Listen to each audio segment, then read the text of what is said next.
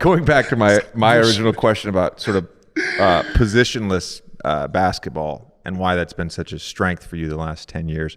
I was thinking about it in the bubble. You were starting for Houston at the 5. Yes. And then a year later, you're starting in the NBA Finals at the 3.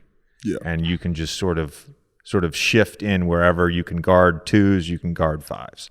And it's a beautiful thing.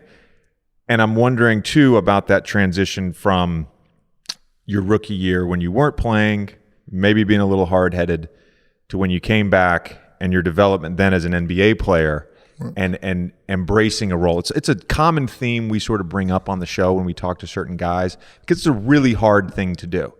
There are games, and I looked at Game 6 box score, you played 36 minutes. You had the highest plus-minus on the team. You took 1 shot. So there's something that you have to give up in order to reach sort of a maximum value, which seems like a paradox, but it's true. It's the number one thing I talk about. Without a doubt, it is. People will never understand. And I'm so glad you brought this up. Like, I was telling one of our young guys the other day, because he asked me, he was like, yo, you just played 38 minutes, you shot the ball twice.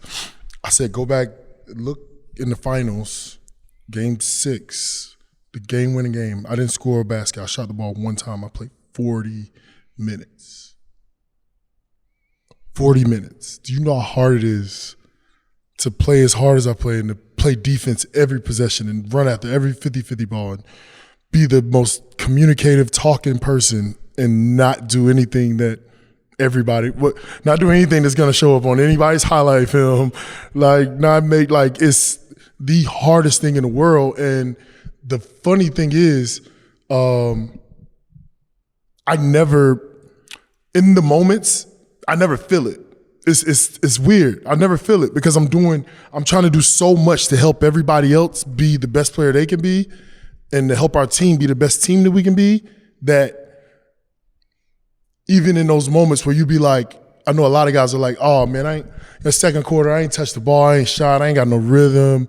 It's like that, taking that second to think that is, you're not prepared. You're not ready. Because now it's how play's going to happen and you're not going to be there because you're thinking about something else. So it's like tricking yourself to lock in every moment and not worry about things like that because I actually, let's pretend in an alternate universe that I was not 6'4" with a 6'3" wingspan. And I was 6'6" with a 6'8" wingspan. Oh and I had to play your role. No, I had to play your role. And you can shoot like you? Yeah, but I couldn't do it. I couldn't do it. I can't do the stand there. I've got to move. I get antsy. The waiting for the swing pass in the corner on offense, I will go nuts. I will go fucking nuts. And I think salary aside, and for your peers, of course, you're widely respected across the NBA. But in some ways, what you do is a thankless job.